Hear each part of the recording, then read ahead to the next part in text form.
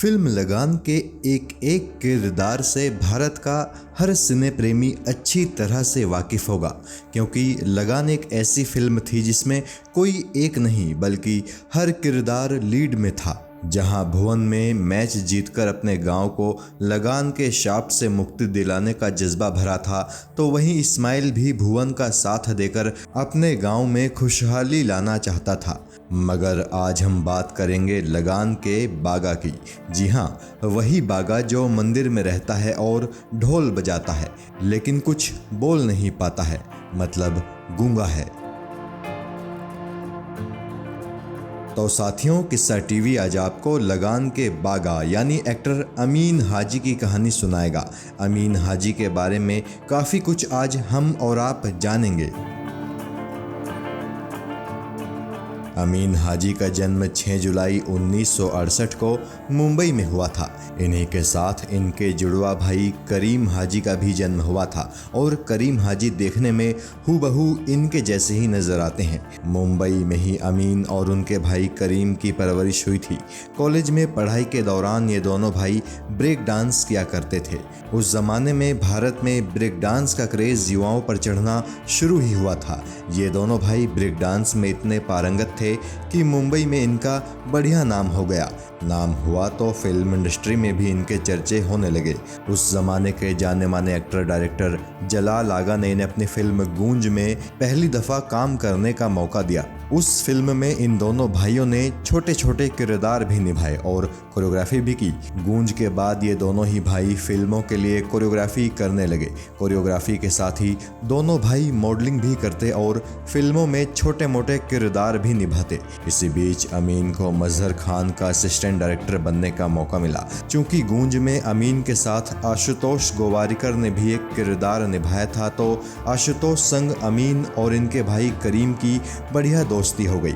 आशुतोष उस जमाने में लगान की स्क्रिप्ट पर अमीन से डिस्कशन किया करते थे, जब आमिर खान को पता भी नहीं था कि आशुतोष कोई फिल्म बनाना चाहते हैं।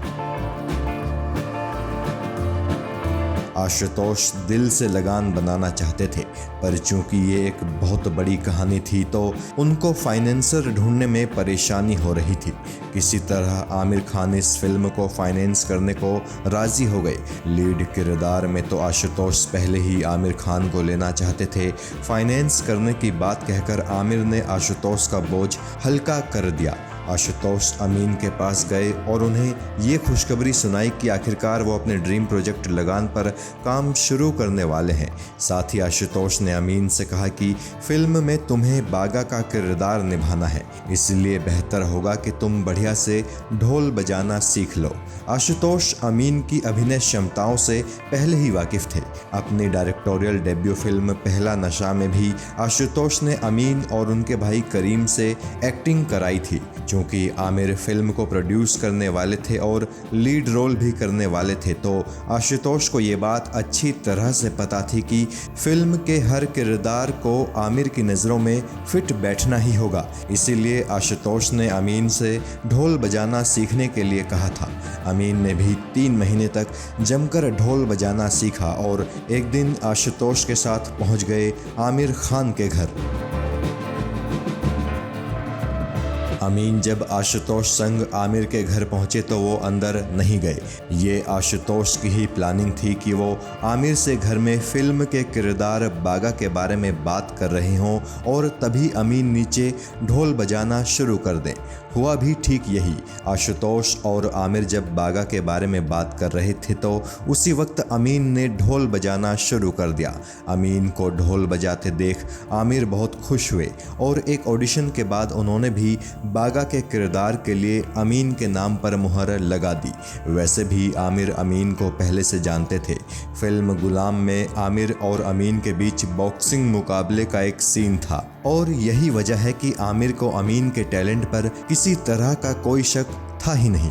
उस दिन अमीन के साथ ही आदित्य लखिया ने भी ऑडिशन दिया था और उन्हें भी कचरा के रोल के लिए साइन कर लिया गया था। ऑडिशन के बाद जब आमिर की पहली पत्नी रीना दत्ता ने अमीन से कॉन्ट्रैक्ट साइन कराया तो उन्होंने बताया कि जुनैद को तुम्हारा ढोल बजाने का स्टाइल बहुत पसंद आया है। उस वक्त आमिर और रीना दत्ता के बेटे जुनैद की उम्र मात्र 8 साल थी। लगान की शूटिंग शुरू हुई और फिल्म की बहुत ही लंबी चौड़ी स्टार कास्ट गुजरात के भुज में शूटिंग करने पहुंची। भारतीय कलाकारों के साथ विदेशी कलाकार भी भुज में डेरा डाले थे। फिल्म की ज़्यादातर शूटिंग रात में होती थी। शूटिंग के बाद अमीन सभी कलाकारों के खाने की जिम्मेदारी भी संभालते थे। लगान में क्रिकेट मैच के सीन के लिए पेवेलियन में कुछ अंग्रेज महिला और पुरुषों को भी बैठे दिखाना था। आशुतोष और आमिर ने फिल्म में काम कर रहे ब्रिटिश कलाकारों से कहा कि वो अपने पेरेंट्स और फैमिली मेंबर्स को भी साथ ले आएं। उन्हीं को पेवेलियन में बैठा हुआ दिखा दिया जाएगा। लगान का वो सीन जिसमें अंग्रेज एक हिरन का शिकार करना चाहते हैं, लेकिन आमिर हिरन को वहां से भगा देते हैं और फिर एक अंग्रेज आमिर पर बंदूक तान देता है। उस सीन में आमिर पर बंदूक तानने वाले उस ब्रिटिश कलाकार का नाम था जेमी विडबाई कॉल। उसके साथ उसकी बहन भी लगान की शूटिंग में आई थी। उसका नाम था शार्लेट। शार्लेट ने उन दिनों एंथ्रोपोलॉजी में अपनी मास्टर्स कंप्लीट की थी और पेवेलियन में बैठने वाले ब्रिटिशर्स का रोल निभाने के लिए वो अपने भाई संग भारत आई थी। शूटिंग के दौरान अमीन हाजी संग शार्लेट की बढ़िया दोस्ती हो गई थी। आगे चलकर ये दोस्ती प्यार में बदल गई और आखिरकार फिल्म की शूटिंग खत्म होते ही अमीन हाजी और शार्लेट ने शादी कर ली। आज इस जोड़े की 2 बेटियां भी हैं। लगान के बाद अमीन हाजी ने कुछ और फिल्मों में भी एज एन एक्टर काम किया। आशुतोष गोवारिकर की ही फिल्म जोधा अकबर के पॉपुलर ट्रैक ख्वाजा मेरे ख्वाजा में अमीन हाजी अपने भाई करीम हाजी संग नजर आए थे। मगर फिर जब आशुतोष गोवारिकर स्वदेश फिल्म बना रहे थे तो उन्होंने अमीन को स्वदेश फिल्म लिखने की जिम्मेदारी भी दे दी। इस तरह फिल्म राइटिंग में भी अमीन गाजी ने अपना हाथ आजमाना शुरू कर दिया। अमीन स्वदेश फिल्म के को राइटर थे। स्वदेश के बाद अमीन ने डेंजरस इश्क, हॉन्टेड 3D और 1920 ईवल रिटर्न जैसी फिल्में भी लिखी। इसके बाद साल 2021 में अमीन हाजी ने डायरेक्शन में हाथ आजमाया और कोई जाने ना फिल्म डायरेक्ट की। ये फिल्म एक साइको थ्रिलर फिल्म थी और आमिर खान ने भी इस फिल्म के गाने में परफॉर्म किया था, जिसका टाइटल था हरफन मौला। अमीन हाजी अपने परिवार संग मुंबई में रहते हैं और अब भी डायरेक्शन में काफ़ी एक्टिव हैं। वो कुछ डॉक्यूमेंट्रीज डायरेक्ट कर चुके हैं। साथ ही स्वच्छ भारत मिशन को लेकर भी उन्होंने एक शॉर्ट फिल्म डायरेक्ट की है। किस्सा टीवी ईश्वर से प्रार्थना करता है कि अमीन हाजी और उनका परिवार हमेशा सुखी रहे। अमीन हाजी के फैंस एक बार फिर से उन्हें किसी दमदार किरदार में देखें और एक बार फिर से आमिर खान संग उनकी जोड़ी बने। जय हिंद।